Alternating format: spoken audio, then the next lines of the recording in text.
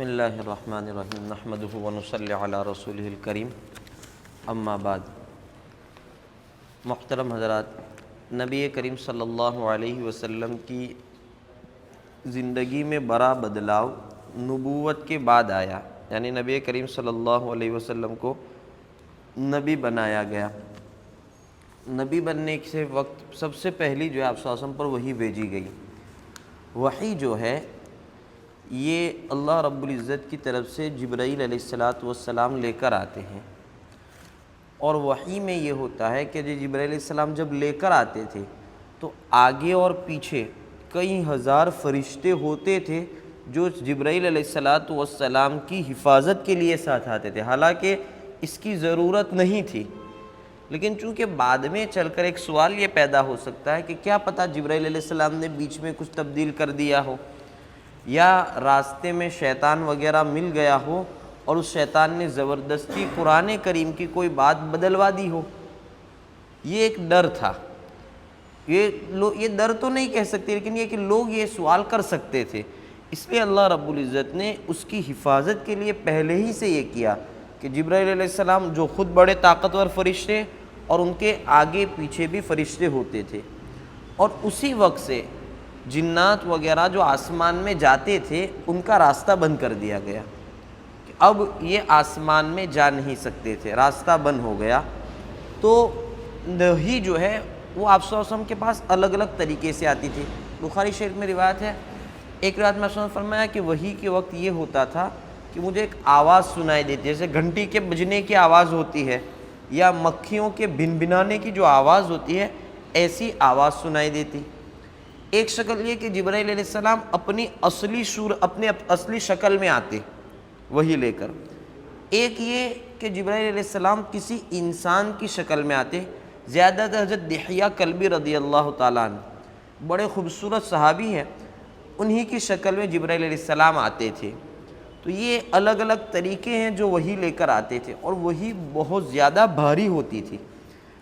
خود عائشہ صدیقہ رضی اللہ تعالیٰ عنہ فرماتی ہیں کہ سخت ٹھنڈی، عرب میں ٹھنڈی بہت زیادہ ہوتی ہے، جس طرح گرمی وہاں کی بہت زیادہ ہوتی ہے، فرماتے ہیں بہت سخت ٹھنڈی میں بھی ہوتا تھا کہ آپ صلی اللہ علیہ وسلم کی پیشانی سے پسینہ بہتا تھا۔ یہ تفصدو کے الفاظ ہے، یعنی یہ کہ جس طرح ہم کسی جگہ زخم لگائے اور خون کے ساتھ بہہ پڑتا ہے، وحی کے جانے کے بعد آپ صلی اللہ علیہ وسلم کے پسینے سے ایسا، آپ صلی اللہ علیہ وسلم کی پیشانی سے اس طرح پسینہ نکلتا تھا۔ تو ایک تو یہ، دوسرا ہے کہ آپ صلی اللہ علیہ وسلم کبھی اونٹنی پر ہوتے اور وحی آتی تو اونٹنی بیٹھ جاتی تھی، وزن نہیں اٹھا پاتی تھی، اس قدر اس کا وزن ہوتا تھا، بلکہ ایسا لگتا کہ اونٹنی کے آگے کے پیر ٹوٹ جائیں گے۔ ایک صحابی رضی اللہ تعالیٰ عنہ فرماتے ہیں، حضرت زید رضی اللہ عنہ کہ ایک مرتبہ میری ران آپ صلی اللہ علیہ وسلم کی ران سے اڑی ہوئی تھی، ساتھ میں بیٹھے تھے تو، اور وحی کا نزول شروع ہو گیا، مجھے ایسا لگ رہا تھا کہ میری ران پھٹ جائے گی، اتنی سخت جو ہے، اسی لیے تو قرآن نے فرمایا اِنَّا سَنُلْقِي عَلَيْكَ قَوْلًا ثَقِيلًا، بہت بھاری چیز دینے والے ہیں۔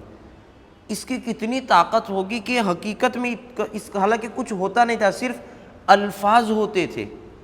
تب سوچے کہ جس کے سینے میں قرآن اور اس کے علوم ہو، وہ کتنا بھاری سینہ ہے، اور اس میں کتنی چیزیں جمع ہے، وہ کتنا قیمتی ہے کہ اتنی حفاظت کے ساتھ لایا گیا اور اس طریقے سے نازل کیا گیا، اور یہ چیز کسی کے پاس محفوظ ہو جائے۔ تو یہ ابتدا میں وحی جو ہے وہ اس طریقے سے آتی تھی۔ پہلی مرتبہ وحی آئی تو آپ صلی اللہ علیہ وسلم جو ہے حضرت خدیجہ کے پاس گئے، حضرت خدیجہ رضی اللہ تعالیٰ عنہ آپ کو ورقہ بن نوفل کے پاس لے گئی۔ ورقہ بن نوفل جو حضرت خدیجہ کے چچا ہوتے تھے اور بڑے عالم تھے، تو ان کے پاس لے گئی تو انہوں نے کہا کہ میرے ساتھ یہ معاملہ ہوا ہے۔ بعض روایت میں ہے کہ آپ صلی اللہ علیہ وسلم کے ساتھ حضرت ابوبکر صدیق رضی اللہ تعالیٰ عنہ بھی تھے۔ خیر تو بات کہی کہ ایسا معاملہ ہو، تو انہوں نے کہا کہ یہ وہی ناموس ہے، وہی فرشتہ ہے جو موسیٰ علیہ السلام کے پاس آتا تھا، جو عیسیٰ علیہ السلام یعنی انبیاء کے پاس آتا تھا، یہ تو وہی فرشتہ ہے اور تم تو نبی ہو۔ پھر وہ کہنے لگے کہ کاش میں اس وقت موجود ہوں جب آپ کو آپ کی قوم یہاں سے نکالے گی، تو میں تمہاری اس وقت مدد کروں گا، اگر میں اس وقت زندہ رہا تو۔ آپ صلی اللہ علیہ وسلم نے پوچھا کہ کیا یہ لوگ مجھے نکالیں گے؟ اس لیے کہ یہ تو ابھی مجھے امین کہہ رہے ہیں، سچا کہہ رہے ہیں، صادق کہہ رہے ہیں، اور میرے ایک بات پر یہ لوگ جو ہے یہ ہے کعبہ کا فیصلہ آپ صلی اللہ علیہ وسلم نے کیا اور سب کی امانتیں آپ صلی اللہ علیہ وسلم کے پاس ہے، کیا مجھے نکالیں گے؟ کہا کہ ہاں، اور پہلے بھی جن جن لوگوں نے اس طریقے کا نبوت کا دعویٰ کیا ان کو اپنے علاقے سے نکالا گیا ہے، لہذا آپ کو بھی مکہ سے یہ لوگ نکالیں گے۔ اس کے بعد تو خفیہ دعوت کا دور رہا، اس میں بہت سارے صحابہ ایمان لائے، خاص طور پر حضرت بلال رضی اللہ تعالیٰ عنہ، اور یہ جو غلام وغیرہ تھے وہ بھی ایمان لے آئے۔ اب ان لوگوں کو مارنا وغیرہ تکلیف پہنچانا شروع ہوا۔ حضرت ابوبکر صدیق رضی اللہ تعالیٰ عنہ نے اس وقت یہ کیا کہ جن جن لوگوں کو اس طریقے سے مارا جاتا، تکلیفیں دی جاتی، تو حضرت ابوبکر صدیق رضی اللہ عنہ اپنا پیسہ اور اپنا مال دے کر ان کو آزاد کرا دیتے اور ان سے ان لوگوں کو بچا لیتے تھے۔ حضرت ابوبکر صدیق رضی اللہ عنہ کا یہ بہت بڑا کارنامہ، اسی لیے آپ صلی اللہ علیہ وسلم نے ایک مرتبہ فرمایا، مسند احمد میں ہے کہ مجھے ابوبکر صدیق رضی اللہ تعالیٰ عنہ کے مال سے جتنا نفع ہوا اتنا نفع مجھے کسی کے مال سے نہیں ہوا۔ حضرت ابوبکر صدیق رضی اللہ تعالیٰ عنہ وہاں موجود تھے، رونے لگے اور فرمایا کہ یا رسول اللہ، میں اور میرا مال تمہارے علاوہ کس کے لیے ہے؟ یہ تو صرف تمہارے لیے اور سب کچھ قربان، اسی لیے تو انہوں نے جو ہے اپنا سارا قربان کر دیا تھا۔ ہم یہ ایک بات ہے کہ جیسے قرض عرض کیا تھا کہ انسان کام شروع کرے تو اس میں چند مخلص آدمی کہ جو اپنا سارا قربان کر کے کام کو آگے رکھ کے کام بڑھانا چاہتے ہو، ایسے لوگوں کی ضرورت ہوتی ہے۔ اب ہم کوئی کام شروع کریں تو ہمیں ایسا ہوتا ہے کہ ایسے لوگ ہمیں مل جائے، لیکن ہم یہ کیوں نہیں سوچتے کہ ہم ہی ابو بکر بن جائے، کہ ہم اخلاص کے ساتھ اپنا جان اپنا مال کسی ایک جگہ خرچ کر دیں، اس کا بدلہ ضرور ملے گا۔ اسی لیے تو حضرت ابوبکر صدیق رضی اللہ عنہ کو آپ صلی اللہ علیہ وسلم نے یہ کہا تھا کہ میں نے چونکہ دنیا میں کسی کو اپنا دوست اور خلیل نہیں بنایا، اگر میں اپنا قریبی دوست یعنی جگری کسی کو بناتا تو حضرت ابوبکر صدیق رضی اللہ عنہ ہوتے، اس لیے کہ انہوں نے اس اخلاص کے ساتھ قربانی دی تو اس کا بدلہ یہ دیا گیا۔ اسی لیے تو آپ صلی اللہ علیہ وسلم کے فوراً بعد حضرت ابوبکر صدیق رضی اللہ تعالیٰ عنہ کو خلافت دی گئی کہ اب تمہاری وہ حیت ہو گئی ہے جو آپ صلی اللہ علیہ وسلم کی تھی، آپ صلی اللہ علیہ وسلم کے آپ سارے مشن کو آپ سمجھے ہوئے ہیں، اس مشن کو لے کر تم آگے بڑھو۔ تو یہ ہوا، پھر دعوت عام ہو گئی، علانیہ طور پر کھلم کھلا دعوت دینا شروع ہو گیا۔ جب کھلم کھلا دعوت دینا شروع ہو گیا تو ان کی طرف سے الگ الگ طریقے سے روکنا شروع ہوا، کبھی تو لالچ دے کر روکنا شروع ہوا، لالچ دے کر کام نہیں بنا تو پھر بائیکاٹ وغیرہ کیا گیا تاکہ بات بند ہو جائے، سوشل بائیکاٹ، بات بند، انسان جو ہے پریشان ہو کر کام چھوڑ دے۔ یہ دور چل رہا تھا کہ ایک بڑا حادثہ یہ پیش آ گیا، حضرت خدیجہ رضی اللہ تعالیٰ عنہ کی وفات ہو گئی، ابو طالب کی وفات ہو گئی، ابو لہب وغیرہ نے ہاتھ اٹھا لیا، ان کے ساتھ جو کرنا ہو تم کر سکتے ہو۔ آپ صلی اللہ علیہ وسلم نے بعض صحابہ کو تو حبشہ کر بھیج دیا تھا، وہ بھی حبشہ سے واپس آ گئے، ان لوگوں کی طرف سے جو ہے وہ افواہیں پھیلائی گئی، تو افواہوں کی وجہ سے آپ صلی اللہ علیہ وسلم اب یہ چاہتے تھے کہ مجھے کوئی جگہ مل جائے، ایسی جگہ کہ جہاں میں اپنے لوگوں کو لے کر جاؤں اور کام وہاں سے شروع کر دوں، اس لیے کہ یہاں اب رہنا ممکن رہا نہیں ہے، یہ لوگ کام کرنے دیں گے نہیں اور دوسرے لوگ ایمان لائیں گے نہیں اور یہاں لوگ مارنا وغیرہ ہے۔ اب صلی اللہ علیہ وسلم نے سوچا کہ چلو طائف چلے جاتے ہیں، طائف جا کر کوشش کرتے ہیں، چونکہ طائف والوں کے ساتھ آپ صلی اللہ علیہ وسلم کی رشتہ داری تھی، اور دوسرا حضرت عباس رضی اللہ تعالیٰ کا کاروبار جو تھا وہ طائف سے تھا، اس سے ان کی پہچان وغیرہ بھی تھی طائف کے ساتھ اور رشتہ داری بھی تھی۔ طائف والوں کا معاملہ یہ تھا کہ ان لوگوں کا سارا مارکیٹ جو ہے وہ مکہ والوں سے چلتا تھا، بڑا مارکیٹ مکہ میں تھا، طائف میں جتنا مال آتا تھا وہ مکہ سے آتا تھا۔ ان کو ڈر یہ تھا کہ اگر ہم ایمان لے آئیں گے تو ہمارا تو سارا کاروبار اور سب ٹھپ پڑ جائے گا، بند ہو جائے گا۔ اس لیے آپ صلی اللہ علیہ وسلم جب پہلی مرتبہ گئے، وہاں کے بڑے بڑے لوگوں سے ملے تو انہوں نے آپ صلی اللہ علیہ وسلم کے ساتھ بہت برے طریقے سے پیش آئے، مارنا وغیرہ، اور ایسے جواب دیے کہ اگر اللہ کو تمہارے علاوہ کوئی نبی ہی کوئی آدمی نہیں ملا جس کو نبی بناتے، تمہیں کو نبی بنایا گیا۔ کسی نے پتھر مارے، کسی نے اور برا بھلا کہا، آپ صلی اللہ علیہ وسلم جو ہے پورے طور پر جو ہے تکلیف میں آ گئے، خون کا بہنا اور یہ وغیرہ۔ وہاں سے آپ صلی اللہ علیہ وسلم واپس آ رہے تھے مکہ، اس لیے کہ یہ تو سارا مشن جو ہے وہ فیل ہو گیا۔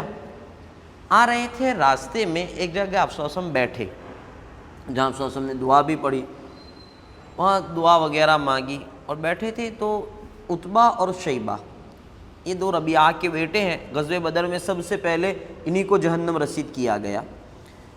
ان دونوں نے آپ صلی اللہ علیہ وسلم کو دیکھا کہ یار بہت تکلیف میں ہے، مارا گیا ہے، نکالا گیا ہے، ان کو رحم آ گیا۔ جو دشمن مارنے پر تیار تھے ان کو رحم آ گیا۔ انہوں نے اپنے خادم کو، غلام کو، جس کا نام عداس تھا، کچھ انگوریں لے کر بھیجا کہ یہ آپ صلی اللہ علیہ وسلم کو دے دو۔ آپ صلی اللہ علیہ وسلم نے انگور منہ میں رکھنے سے پہلے بسم اللہ پڑھا، بسم اللہ پڑھ کر انگور منہ میں رکھی تو عداس اٹھا، پوچھنے لگا تم کہاں کے ہو کے؟ کہا کیوں؟ یہاں اور میں نے اپنے ملک میں بھی کسی کو یہ دعا پڑھتے نہیں دیکھا ہے، سب سے پہلے میں نے تمہیں کو دیکھا۔ آپ صلی اللہ علیہ وسلم نے پوچھا تم کہاں کے ہو؟ انہوں نے کہا میں تو نینوا کا ہوں۔ کہا کہ اچھا یہ تو یونس کا مکان ہے، یعنی میرے بھائی یونس کی جگہ ہے۔ کہا کہ یونس بن متہ تھا کہ ہاں۔ تو غلام کو تعجب ہوا کہ تم کیسے جانتے ہو یونس کو؟ کہا کہ وہ میرے بھائی ہیں، وہ بھی نبی تھے، میں بھی نبی ہوں۔ اب سوچو آپ صلی اللہ علیہ وسلم پورے فیل ہو کر آئے ہیں، کسی نے قبول نہیں کیا۔ آپ تو یہ چاہتے تھے کہ مکہ سے سب کو لے کر چلے جائیں طائف، اور طائف جانے کے بعد وہاں محنت کریں گے اور وہاں رہیں گے، جبکہ وہاں سے تو پورے ناکام ہو کر آپ صلی اللہ علیہ وسلم آ رہے ہیں۔ ایسے میں انسان کتنا ٹوٹ جاتا ہے، فیلئر، لیک آف سکسیس، اور اس میں انسان پورا کہ پہلی مرتبہ کوئی نیا کام شروع کیا، سٹارٹ اپ تھا اور اسی میں سارا زیرو۔ اب انسان مینٹلی طور پر ٹوٹنے کے بجائے آپ صلی اللہ علیہ وسلم اس عداس کو دعوت دینا شروع کر رہے ہیں، تم ایمان لے آؤ گے، میں نبی ہوں، میں اللہ کی بات کر رہا ہوں، اور وہ ایمان لے آئے اور صحابی بن گئے۔ یہاں تو پورے ٹوٹ کر آئے ہیں، اور یعنی کہنے کا مطلب یہ ہے کہ انسان کو کام کے شروعات میں ٹوٹ نہیں جانا چاہیے، نا امید نہیں ہونا چاہیے۔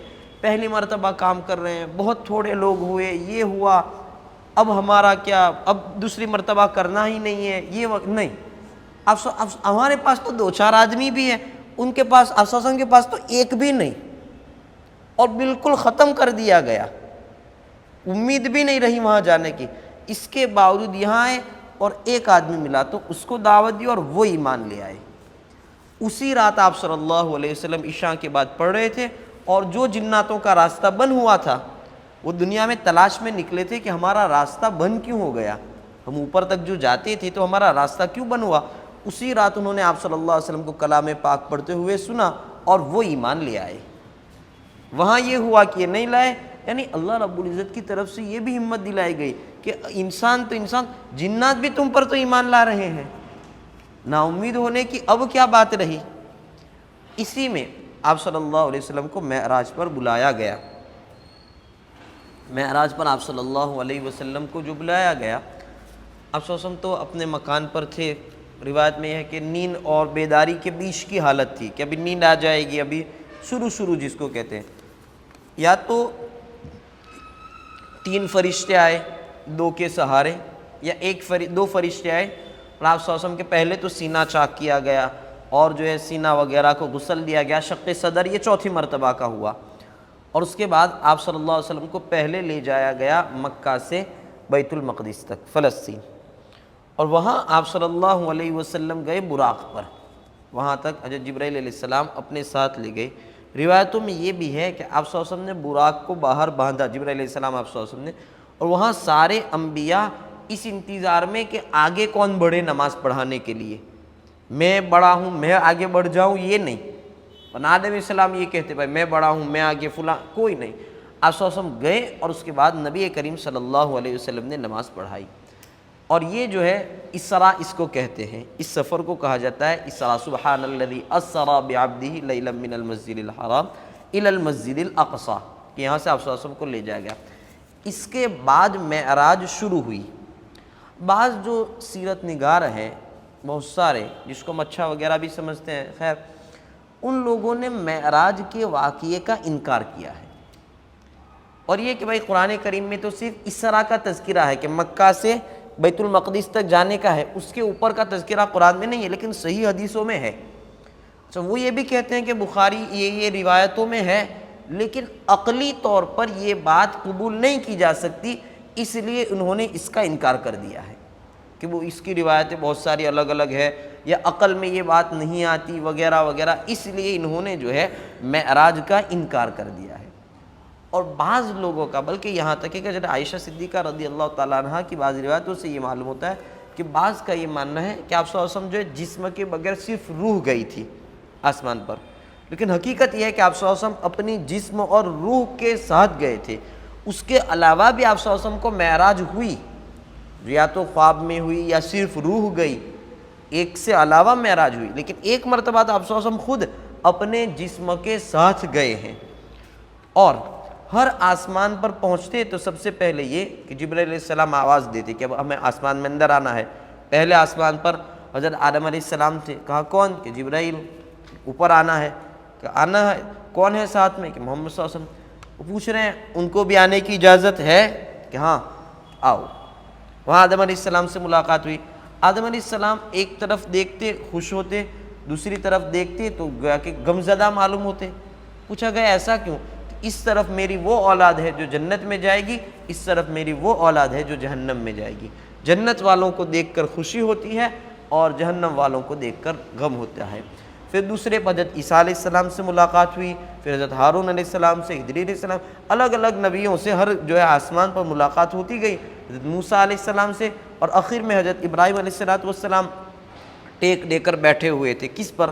جہاں کعبۃ اللہ ہے اس سے بالکل اوپر بیت المعمور ہے، جو فرشتوں کا جو جس طرح ہم حج وغیرہ کے لیے کعبۃ اللہ جاتے ہیں اور طواف وغیرہ کرتے ہیں، بیت المعمور پر فرشتے جو ہے وہ طواف کرتے ہیں اس کے ارد گرد، اور اتنے فرشتے ہیں کہ ایک مرتبہ ایک فرشتے کا نمبر لگ جائے تو دوسری مرتبہ نمبر نہیں آ سکتا۔ تو ظاہر سی بات ہے کہ فرشتے تو اتنے زیادہ ہے ہی، اسے کہ ابھی مان لو کہ دنیا میں 7 بلین 8 بلین لوگ ہیں، ہر ایک کے کندھے پر 2 تو یہی ڈبل تو ہو گئے۔ یہ تو کون سے فرشتے جو صرف کندھوں پر ہے، اس کے علاوہ پھر ہر انسان کے ساتھ فرشتے جو آنکھوں کی، بلکہ تفسیر عزیزی وغیرہ میں تو ایک جگہ یہاں تک لکھا ہے کہ انسان کی آنکھ کی حفاظت کے لیے اللہ رب العزت نے 6-7 فرشتے رکھے ہیں، ایسے ہر بدن کے الگ الگ جگہ کے، تو کتنے کروڑ فرشتے، کہ بلین سے زیادہ فرشتے ہیں۔ اس لیے اللہ نے فرمایا وَمَا يَعْلَمُ جُنُودَ رَبِّكَ إِلَّا هُ، کہ اللہ کے جو لشکر ہے اس کی تعداد تو اللہ کے علاوہ کسی کو معلوم نہیں ہے، کہ اتنے زیادہ ہے۔ یہ تو وہاں ظاہر سی بات ہے کہ ایک مرتبہ نمبر لگ جائے تو پھر سے نمبر لگنے کا جو ہے امکان ہی نہیں ہے۔ اس کے بعد آپ صلی اللہ علیہ وسلم تنہا گئے جہاں اللہ کا عرش ہے، کرسی ہے، سدرۃ المنتہا کے پاس، سورہ نجم میں جس کا تذکرہ ہے، اور اللہ رب العزت کے بالکل پاس، اور وہاں جا کر کیا بات ہوئی یا کیا وحی نازل ہوئی وہ اللہ کو معلوم۔ بعض روایتوں میں یہ ہے کہ سورہ بقرہ کی آخری آیتیں جو ہے وہ وہاں پر آپ صلی اللہ علیہ وسلم کو دی گئی، یا پھر جو ہے اور کچھ دیا گیا، واللہ عالم۔ یہ ہے کہ اللہ اور آپ صلی اللہ علیہ وسلم کے بیچ میں کچھ باتیں ہوئی، کیا؟ واللہ عالم۔ وہاں آپ صلی اللہ علیہ وسلم نے جنت دیکھی، جہنم دیکھی۔ جہنم میں دیکھا کہ لوگ اپنے سینے پر جو ہے یہ کر رہے ہیں، لوہے جیسے ناخن مار رہے ہیں، کہ یہ کون لوگ ہیں؟ کہا کہ یہ وہ لوگ ہیں جو غیبتیں کرتے تھے، لوگوں کی برائیاں کرتے تھے، اور ایسے الگ الگ عذاب۔ بعض کو دیکھا کہ جن کی زبانیں جو ہے کینچیوں سے کتری جا رہی ہے، کہا کہ یہ کون ہے؟ کہ یہ وہ لوگ ہیں جو لوگوں کو تو بھلائی کا حکم کرتے تھے اور خود عمل نہیں کرتے تھے، تو ان کے ساتھ یہ ہوا۔ اور پھر آپ صلی اللہ علیہ وسلم کو اتارا، واپس آئے۔ اس میں ہم چند باتیں سمجھے۔ پہلے تو کہ آپ صلی اللہ علیہ وسلم گئے تو بیت المقدس کے باہر آپ نے براق کو باندھا، حالانکہ ایسا تھا نہیں کہ یہ جانور بھاگ جائے گا، یا کسی کی ہمت نہیں تھی کہ اس کو چرا کر لے جائے گا، اس کے باوجود اس کو باندھا گیا۔ کیوں؟ اس لیے کہ دنیاوی زندگی میں انسان اسباب تو اختیار کرے، اپنے بس کی کوشش تو کرنا ہے، ایسا نہیں کہ صرف دعا کر کے یا صرف اللہ پر بھروسہ کر کے، نہیں، اسباب تو اختیار کرنا ہے۔ یہاں تک کہ براق تک کو باندھا۔ جب براق کو آپ صلی اللہ علیہ وسلم باندھ رہے ہیں تو دوسری چیزوں کی کیا؟ دوسرے میں یہ کہ انسان ہمیشہ آگے بڑھنے کے لیے خود آگے نہ بڑھے۔ انبیاء سارے تھے، آگے کوئی نہیں بڑھا. آپ صلی اللہ علیہ وسلم آئے, آپ صلی اللہ علیہ وسلم کو آگے کیا گیا. آسمانوں پر گئے, ہر آسمان پر جبرائیل علیہ السلام سے پوچھا جا رہا ہے کون جبرائیل, کون کس کو لے کر آئے, نبی کریم صلی اللہ علیہ وسلم کو اجازت ہے. اب اس میں جبرائیل علیہ السلام کو کتنا برا لگنا چاہیے کہ میں آ رہا ہوں اور مجھے پوچھ رہے ہیں, میں تو سب کے پاس تو وہی لے کر میں آیا اور میں ساتھ میں نبی کو لے کر آیا ہوں, تم پوچھ رہے ہو ان کی اجازت ہے. ایسا نہیں, جو قانون ہوتا ہے وہ سب کو فالو کرنا ہے, وہ چاہے جبرائیل علیہ السلام ہو چاہے ہم. اللہ کے جو قوانین ہے وہ سب کے لیے ہے, وہ اسی طریقے سے ہوگا. اچھا, جب آپ صلی اللہ علیہ وسلم اوپر گئے, ہر نبی نے جو ہے ملاقات کی وغیرہ, آدم علیہ السلام خوش بھی ہو رہے ہیں, ناراض بھی ہو رہے ہیں. اس کا کیا مطلب؟ اپنی اولاد کی دینداری پر والدین کو خوش ہونا چاہیے, بے دینی پر ناراض ہونا چاہیے, افسوس ہونا چاہیے. یہ ہے. پھر ہر نبی کے ساتھ ملاقات ہوتے ہوتے بگے اور نماز دی گئی. اب نماز 50 لے کر آپ صلی اللہ علیہ وسلم آ رہے ہیں. موسیٰ علیہ السلام کہہ رہے تم واپس جاؤ, کم کرا کراؤ. پھر آئے, تم واپس جاؤ, کم کرا کراؤ. اس لیے کہ ان کو بنی اسرائیل کے ساتھ تجربہ ہو گیا تھا کہ لوگ کیسے ہوتے ہیں. یہاں تک کہ 5 رکھی گئی آخر میں. اس میں ایک بات یہ ہے کہ ہمارے پاس اچھی رائے ہو, مشورہ ہو تو بڑے آدمی کو بھی دے سکتے ہیں. یہی نبی جنہوں نے ہماری امامت کرائی بیت المقدس میں, کتنا بڑا مرتبہ کہ سارے انبیاء اور سب کی امامت, اور ان کو یہ بھی معلوم ہے کہ یہ کہاں سے آ رہے ہیں, اللہ سے مل کر آ رہے ہیں. اس کے باوجود مشورہ دے رہے ہیں کہ تم جاؤ اور اس کو کم کرا کر لاؤ. ہماری بات صحیح ہو تو ہم کسی کو بھی مشورہ دے سکتے ہیں, بات صحیح ہونی چاہیے, ضد نہ ہو. ہاں, مشورے پر عمل ہو یا نہ ہو وہ دوسری بات ہے. 5 کے بعد بھی کہا تھا کہ جاؤ ایک مرتبہ اور ہو کر آؤ, لیکن آپ صلی اللہ علیہ وسلم نے پھر مشورہ نہیں لیا کہ اب مجھے جانے میں شرم آ رہی ہے. دوسرا اس سے یہ پتہ چل رہا ہے کہ نماز کتنی قیمتی چیز ہے کہ اللہ نے اوپر تک بلا کر دیا.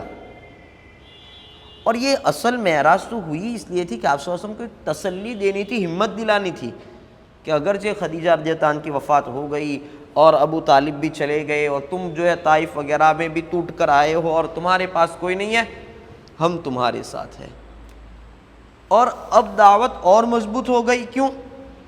پہلے تو ایسا کہتے تھے جنت ہے جہنم ہے, کہا دیکھی نہیں, اور اب جنت جہنم تو دیکھ کر آیا ہوں. اب دعوت میں کس قدر جو ہے مضبوطی پیدا ہوگی کہ اپنے آنکھوں سے آپ صلی اللہ علیہ وسلم نے جنت دیکھی, اپنے آنکھوں سے جہنم دیکھی, لوگوں کو عذاب ہوتا ہوا دیکھا. اب کی دعوت تو کس قدر مضبوط ہوگی, اور آپ صلی اللہ علیہ وسلم کی کیفیت اور حالت کیا ہوگی کہ انسان اپنی آنکھوں سے جہنم دیکھ کر آئے. بالکل ایسا نہیں کہ خواب میں تو چلو 2-4 دن بعد یا ایسا لگے, لیکن یہ اپنی آنکھوں. اسی لیے آپ صلی اللہ علیہ وسلم کہتے تھے کہ جو میں دیکھ رہا ہوں, جو میں سن رہا ہوں, وہ اگر تم سن لو تو تم جو ہے وہ جنگلوں کی طرف بھاگنے لگو اور ہنسنا چھوڑ دو گے. اچھا, اس کے باوجود آپ صلی اللہ علیہ وسلم ہنستے بھی تھے اور مذاق بھی کرتے تھے. بہت سی مرتبہ ایسا ہوتا ہے کہ کوئی ہم کسی کو سمجھتے ہیں کہ بہت نیک ہے, بہت بڑا آدمی, تب اگر وہ لوگوں میں ہنس رہا ہو, مسکرا رہا ہو, تو ہم کہتے ہیں یہ تو کیا ہے, ہنستے مسکراتے ہیں, مذاق کرتے رہتے ہیں, ان کے پاس یہی کام ہے. نبی کریم صلی اللہ علیہ وسلم جنت جہنم دیکھ کر آئے, مذاق وہ بھی کرتے تھے.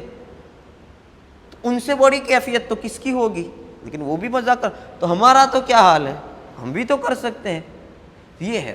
معراج کے بعد آپ صلی اللہ علیہ وسلم آئے تو پھر یہاں نیا ہنگامہ شروع ہو گیا لوگوں کا کہ اچھا تمہارے ساتھی تو اب یہ کہنے لگے کہ ساتوں آسمان پر جا کر اور واپس آ رہے ہیں اور پھر یہ کر رہے ہیں, یہ کیا باتیں ہیں. حضرت صدیق رضی اللہ عنہ کو پوچھا کہ ایسا ہو سکتا ہے کہ ایک آدمی یہاں سے وہاں جائے اور اوپر جائے اور واپس آئے؟ کہا یہ نہیں ہو سکتا. کہ تمہارا ساتھی کہہ رہا ہے تو سچی بات ہے, یہ صدیق ہے. یہ تو کہا یہی ہوا ہے, اس میں کوئی شک شبہ نہیں ہے. قاری طیب صاحب نے ایک بات یہ لکھی ہے کہ یہ معراج پہلے لوگوں کو بہت بڑا لگتا تھا, بلکہ ناممکن لگتا تھا کہ اتنا اوپر آسمان پر جائے اور واپس آئے. کہ اللہ رب العزت نے اتنی ٹیکنالوجی بڑھا دی, اتنی بڑھا دی کہ اب لوگ چاند سے آگے جانے کی بات کر رہے ہیں, سورج تک کی, تو ہم معراج کی تو کہہ ہی سکتے ہیں. لوگوں کو دعویٰ یہ ہے کہ ہم سورج تک بھیجیں گے, تو ہم اتنا تو کہہ سکتے ہیں کہ 7 آسمان پر جانا تو ممکن ہے.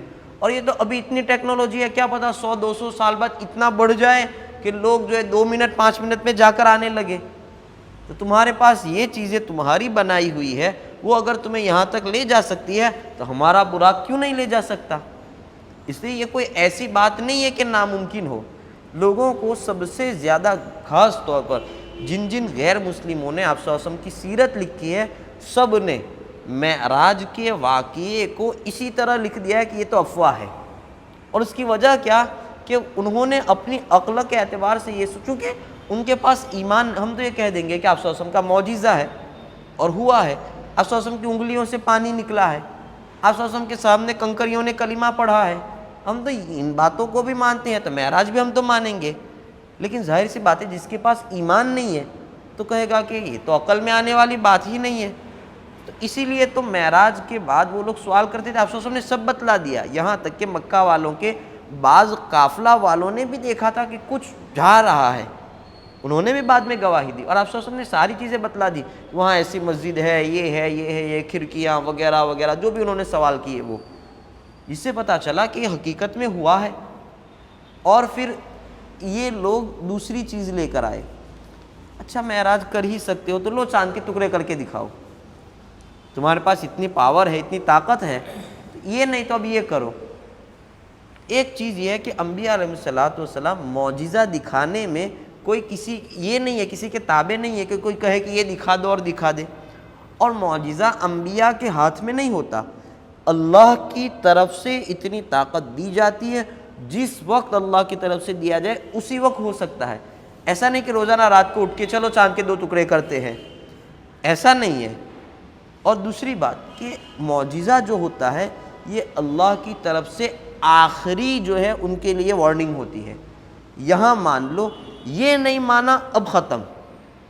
صالح علیہ السلام کی اونٹنی اسی لیے نکالی گئی تھی، آخری وارننگ تھی، ایمان لے آؤ.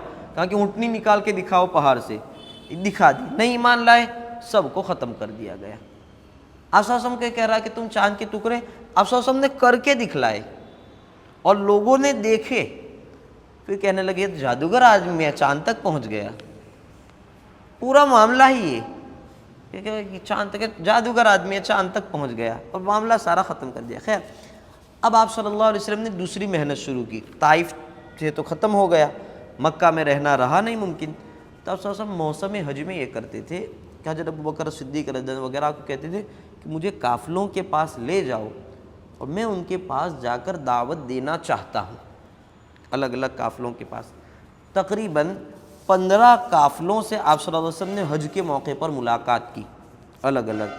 بنو کلب، بنو عبداللہ، بنو عامر جو تھے وہ تو ایمان لے آئے تھے، لیکن انہوں نے پھر ایک کنڈیشن رکھی کہ اگر تمہارا معاملہ یہ ہو گیا، تمہاری پارٹی بڑھ گئی، کیا ہمیں حکومت ملے گی؟ اب سن میں دیکھو حکومت کا کوئی وعدہ نہیں، حکومت تو اللہ جس کے ہاتھ میں دے گا وہ کرے گا. تو وہ لوگ پیچھے ہٹ گئے کہ ہم تمہارے لیے قریشیوں سے لڑے اور پھر ہمیں حکومت بھی نہ ملے. تو وہ لوگ کا معاملہ ایسا تھا کہ شاید ایمان لے آتے.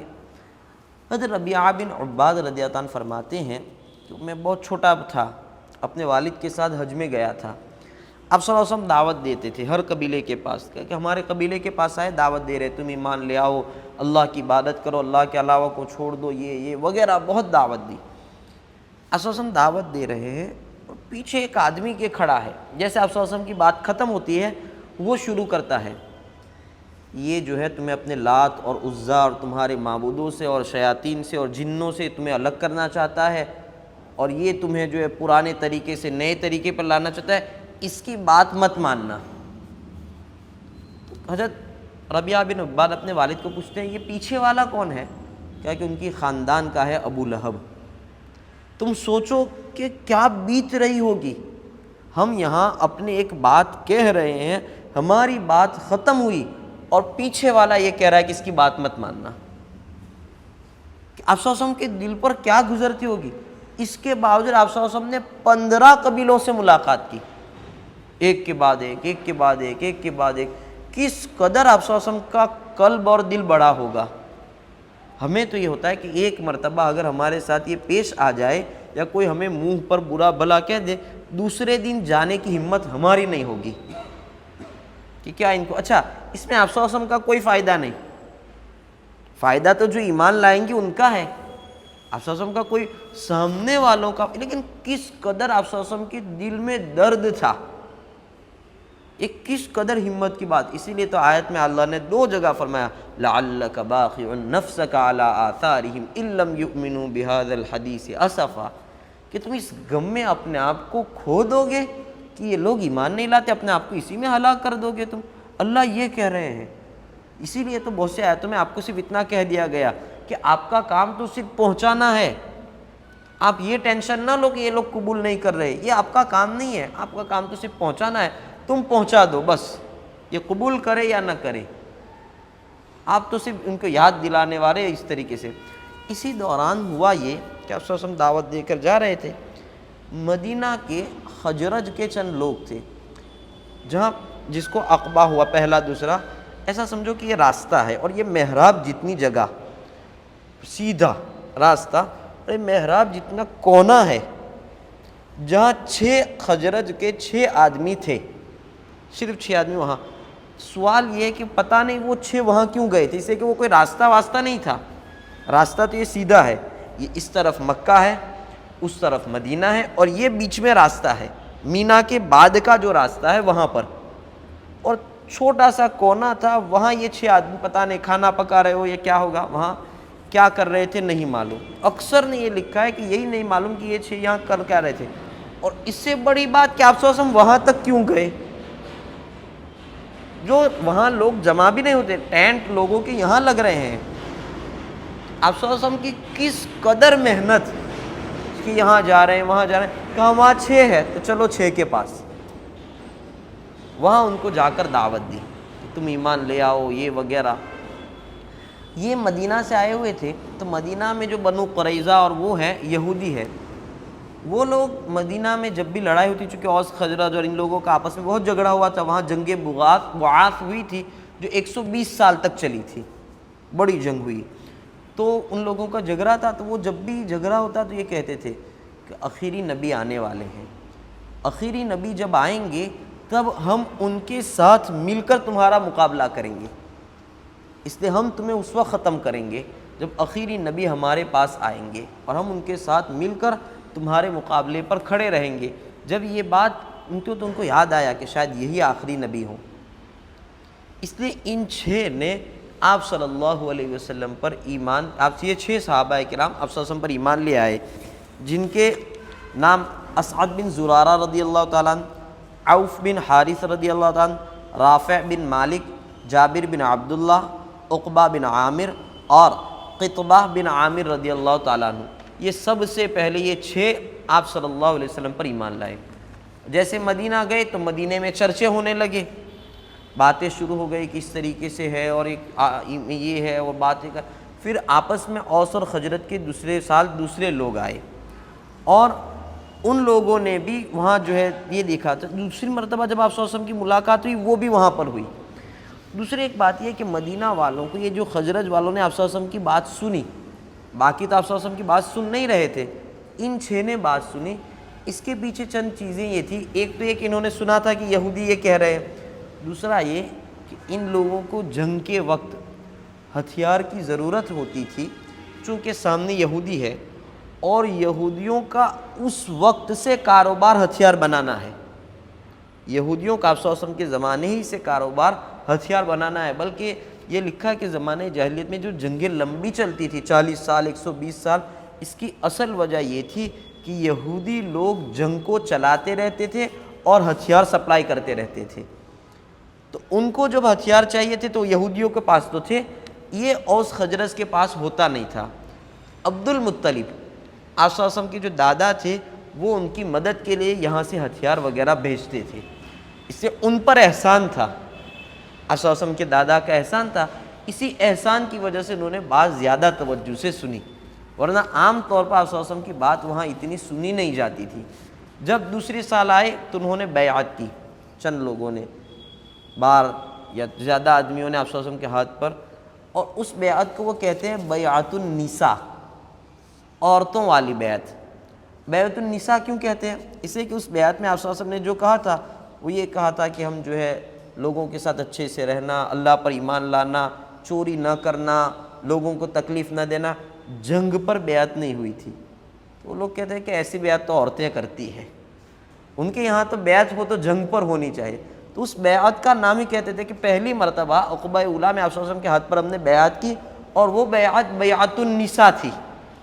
یہ تو عورتوں والی بیعت تھی کہ جس میں ہمیں گناہ کرنے سے، نافرمانی کرنے سے وغیرہ سے روکا گیا۔ اب فکر یہ پیدا ہوئی وہاں یہ لوگ جائیں گے، ان لوگوں کے ایمان کا کیا، ان کے ایمان اعمال۔ آپ صلی اللہ علیہ وسلم نے مصعب بن عمیر رضی اللہ تعالیٰ عنہ کو وہاں بھیج دیا۔ اس سے ایک یہ پتہ چلا کہ کام کرنے میں جیسے ہی ہمارے پاس ہمارے بچے ہیں، 5-6 آدمی جو بھی ہے، سب سے پہلے ہمیں ان کی تربیت کی فکر کرنی چاہیے، ان کا ایمان، ان کا اسلام باقی رہے۔ ایسا نہیں کہ یہ 6-7-12 ایمان لائے تو آپ صلی اللہ علیہ وسلم نے چھوڑ دیا کہ جاؤ، نہیں، حضرت مصعب بن عمیر کو بھیجا، تم جاؤ وہاں پر اور وہاں جا کر جو ہے دعوت دو۔ آپ صلی اللہ علیہ وسلم کے ساتھ پہلے یہ ہوا کہ اللہ چاہتے تو فتح مکہ کے بعد جو چیزیں ہوئی، یا بہت سی جگہ ہوئی کہ آپ صلی اللہ علیہ وسلم نے آسمان سے کھانا اتارا اور یہ ہوا اور فرشتے اتار دیے، تو اللہ مکے ہی میں یہ کر دیتے کہ ابو لہب، ابو جہل یہ وغیرہ مارنے آتے اور فرشتے اتر آتے۔ اسی کے ایک آدھ مرتبہ تو ان کو دکھایا بھی تھا۔ ایک مرتبہ ابو جہل نے چاہا کہ آپ صلی اللہ علیہ وسلم نماز پڑھ رہے ہیں تو مارنے کے لیے آگے بڑھا، کہا کہ کون مارنے جاتا؟ یہ گیا اور کچھ آگے جا کر پیچھے آ گیا، کہا کہ تو گیا تھا مارنے؟ کہا کہ میں نے دیکھا کہ ایک آگ ہے زمین میں بالکل، اور اس میں جو ہے وہ تیار ہے فرشتے کھڑے، اگر میں ایک قدم اٹھاتا تو وہ اندر مجھے پورا کھینچ لیتے۔ آپ صلی اللہ علیہ وسلم نے حدیث میں یہ بھی فرمایا کہ اگر وہ ایک قدم آگے بڑھاتا فرشتے اس کی بوٹی بوٹی الگ کر دیتے، اس کا یہ حال ہو جاتا۔ فَلْيَدْعُ نَادِيَهُ سَنَدْعُ الزَّبَانِيَةَ، سورہ قرا کے آخر میں یہی ہے۔ تو آپ صلی اللہ علیہ وسلم وہاں بھی اللہ تعالیٰ اس وقت بھی فرشتے اتار سکتے تھے، مدد کر سکتے تھے، لیکن کیوں ایسا نہیں ہوا کہ بعد میں آنے والے ہم لوگوں کے لیے ایک طریقہ ملے۔ اسے کہ ہمیشہ تو ایسا ہوگا نہیں کہ ہم جہاں بھی کم ہے فرشتے اتر آئے، جہاں بھی کم، اگر ایسا ہوتا کہ ہم کم ہیں اور فرشتے اتر آتے تو کوئی کافر ہوتا ہی نہیں، پھر تو کوئی امتحان بھی نہیں۔ اسے کہ جیسے جھوٹ بولتے ہیں فرشتے اتر آئے، مسلمانوں کے خلاف برا بولا فرشتے اتر آئے، نہیں، ایسا نہیں۔ اللہ رب العزت لوگوں کو مہلت دیں گے۔ یہ جو فریڈم کہہ رہے ہیں، یہ فریڈم اللہ نے تمہیں دیا ہے، اس لیے تم اتنا بول سکتے ہو، ورنہ اللہ فریڈم کھینچ لیتے تو کس کی طاقت ہوتی؟ بولتا اور فرشتے منہ پھاڑ دیتے، وہیں بات ختم ہو جاتی۔ لیکن تو اللہ نے تو ان لوگوں کو اتنی طاقت دی اللہ نے کہ تم کرو، کرنا ہے، ایمان لانا ہے لاؤ، نہیں لانا ہے نہیں لاؤ۔ آپ صلی اللہ علیہ وسلم نے مکہ میں ایک چیز یہ کی، اچھے اخلاق سے پیش آئے سارے لوگوں کے ساتھ بہت اچھے سے، یہاں تک کہ وہ لوگ آپ صلی اللہ علیہ وسلم کی نبوت کا انکار کر رہے ہیں، مار رہے ہیں، سب کچھ کر رہے ہیں، اور آپ صلی اللہ علیہ وسلم کے پاس امانت بھی رکھ رہے ہیں، بلکہ ہجرت کر کے آپ صلی اللہ علیہ وسلم جس رات کو نکلے اس رات کو تو وہی لوگ مارنے بھی آئے تھے، اور ان کا ہی پلان یہ تھا کہ آپ صلی اللہ علیہ وسلم کو مار دیا جائے۔ تو وہاں ہجرت کرنے کے لیے آپ صلی اللہ علیہ وسلم جس رات گئے، ان کو آج رات مار ڈالنا ہے لیکن ہماری امانتیں تو یہیں رہے گی۔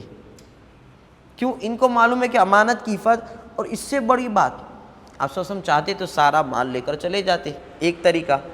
دوسرا یہ کہ آپ صلی اللہ علیہ وسلم جاتے، جس کو جو لینا ہے اپنی امانت لے لے گا، لیکن ایسا نہیں، حضرت علی کو وہاں خطرے میں چھوڑا، تم یہاں خطرہ مول لینا لیکن امانتیں پہنچا دینا۔ یہاں تک یہ اخلاق آپ صلی اللہ علیہ وسلم نے دکھائے۔ ہماری بھی ذمہ داری ہے کہ ایسے ملک میں رہتے ہوئے ہم اس طریقے کے اخلاق کے ساتھ پیش آئے، ایمان، امانت داری، سچ بولنا، لوگوں کی مدد کرنا، یہ چیزیں ہمارے اندر ہو۔ دوسری چیز، ہمارے اندر نا امیدی نہیں ہونی چاہیے۔ آپ صلی اللہ علیہ وسلم دیکھو طائف سے آ رہے ہیں بالکل ختم ہو کر، 15 قبیلوں کو دعوت دی ہے اور کسی نے نہیں مانی ہے، اس کے باوجود آپ صلی اللہ علیہ وسلم مایوس نہیں ہو گئے، ہمت نہیں ہار گئے، آپ صلی اللہ علیہ وسلم نے گیو اپ نہیں کر لیا، پھر ایک ٹرائی کریں گے، پھر سے کوشش کریں گے، ابھی نہیں تو بعد میں ہوگا، 5 سال بعد، 25 سال بعد۔ آپ صلی اللہ علیہ وسلم نے جو ہے یہ نہیں کیا، یہ دوسری چیز۔ تیسری چیز یہ، حضرت ابوبکر صدیق رضی اللہ عنہ مسلمان جو بھی تکلیف میں ہوتا مالی اعتبار سے مدد کر کے ان کو بچا لیتے تھے۔ ہمارا کام بھی یہ ہے، مسلمان جس اعتبار سے پریشان ہو اس اعتبار سے ہم ان کو نکالنے کی کوشش کریں، جہاں تک ہو سکے مدد کریں۔ اس ملک میں ہمیں اسی طرح رہنا ہے، اور یہی نبوی سبق ہے ہمارے لیے کہ اسی طریقے سے آپ صلی اللہ علیہ وسلم نے ایک جگہ بنا لی، دار ارقم۔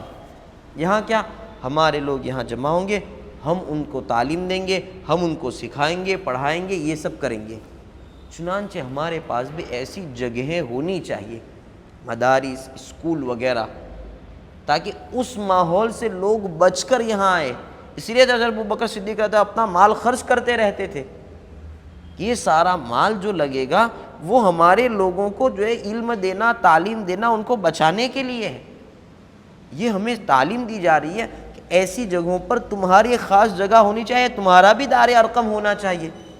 ایسا نہیں کہ یہ سب مخالف ہے تو ہم خاموش ہو کر بیٹھ جائیں گے، یہاں ہم کام نہیں، اپنی جگہ ہو، اپنا ایک مرکز ہو، اپنی جگہ ہو، وہاں اپنے طریقے سے کام ہو رہا ہو، تاکہ ہم جو ہے ایمان اعمال کی حفاظت کر سکیں۔ یہ آپ صلی اللہ علیہ وسلم نے مکہ میں ہر طریقے سے دعوت دی، پرسنل ملاقات کی، انفرادی ملاقات کی، لوگوں کو پہاڑ پر بلا کر کی، گھر جا کر کی، یہاں نہیں ہو سکا وہاں گئے، طائف وغیرہ گئے، یہاں نہیں ہو سکا حج کے موقع، دعوت کے طریقے بدلتے رہے الگ الگ طریقے سے، اور جو دعوت کا طریقہ تھا اس کو آپ نے اختیار کیا، یعنی جس اعتبار سے زیادہ لوگوں تک پہنچ سکے اس کی کوشش کی۔ صفا پہاڑی پر لوگ جمع ہو رہے تھے، وہاں طائف میں مل رہے تھے، وہاں حج میں زیادہ مل رہے ہیں لوگ، وہاں ہمیں بھی یہ کوشش کرنی چاہیے اپنی دعوت زیادہ سے زیادہ پہنچے۔ پلیٹ فارم بدلتے رہیں گے، کبھی اس پلیٹ فارم کے ذریعے، کبھی دوسرے پلیٹ فارم کے ذریعے، کوشش یہ ہو کہ ہماری بات زیادہ سے زیادہ لوگوں تک پہنچے۔ اب پھر بھی ہماری کوشش کے بعد نہ پہنچے تو اس میں کوئی حرج بھی نہیں ہے، اپنے بس کی کوشش ہے ہمارے ذمے۔ آپ صلی اللہ علیہ وسلم نے اپنے بس کی کوشش کی، طائف تک گئے، بالکل فیل ہو کر آئے، تو یہ نہیں کہ اب بند ختم، نہیں، ہمارے ملک میں ہم نے اپنے دین کو لوگوں کو پورا سمجھایا ہی نہیں، لوگوں نے اسلام وہی سمجھا جو ان کو سمجھ میں آیا، ہر قسم کے لوگوں نے، بلکہ مسلمانوں نے بھی اسلام وہ سمجھا جو انہیں سمجھ میں آیا، حقیقی اسلام کیا ہے وہ سمجھ نہیں پائے۔ ہماری یہ کوشش ہو کہ اسلام کیا ہے، دین کیا ہے، اللہ رب العزت شریعت کا مزاج کیا ہے۔ جیسے عرض کیا کہ شریعت کا مزاج یہ نہیں کہ جنت جہنم کی باتیں اور ہنسی مذاق ہی نہ ہو، یہ مزاج ہی نہیں ہے شریعت کا۔ نہیں بھائی، ہنسی مذاق بھی کرو، کاروبار بھی کرو، لوگوں کی مدد بھی کرو، اور نکاح وغیرہ بھی کرو۔ آپ صلی اللہ علیہ وسلم نے بھی کیے، بعد میں بھی کیے، اس سخت تکلیف سے نکل کر مدینہ گئے پھر بھی نکاح کیے، ان چیزوں سے روکا نہیں گیا۔ تو یہ ہمارے لیے طریقہ ہے کہ دعوت الگ الگ طریقوں سے زیادہ لوگوں تک پہنچے، اس کی ہم کوشش کریں۔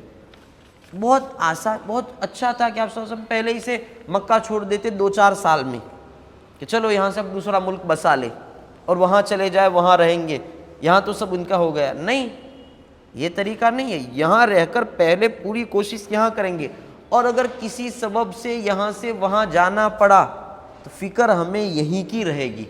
اسی لیے تو آخر میں 7 سال 8 سال کے بعد واپس آئے ہیں مکہ، وہاں جا کر بھی آپ کی یہی فکر تھی۔ اس کو تو یہ ملک اگر کسی وجہ سے چھوڑ دیا ہم نے اپنے ایمان دین کی حفاظت کے لیے آخری راستہ، تو پھر ایسا نہیں کہ اب یہاں کی کوئی فکر نہیں، کوشش تو یہی رہے گی کہ یہاں بھی دینی ماحول قائم رہے، ہم مدارس مساجد کو کھلا چھوڑ کر نہیں جائیں گے۔ اور اس کے بعد جب اوس اور خجرت وغیرہ نے آپ صلی اللہ علیہ وسلم کی بات مانی تو اس کے بعد ہجرت کے لیے کیا کیا مشورہ وغیرہ ہوئے وہ انشاءاللہ کل دیکھیں گے۔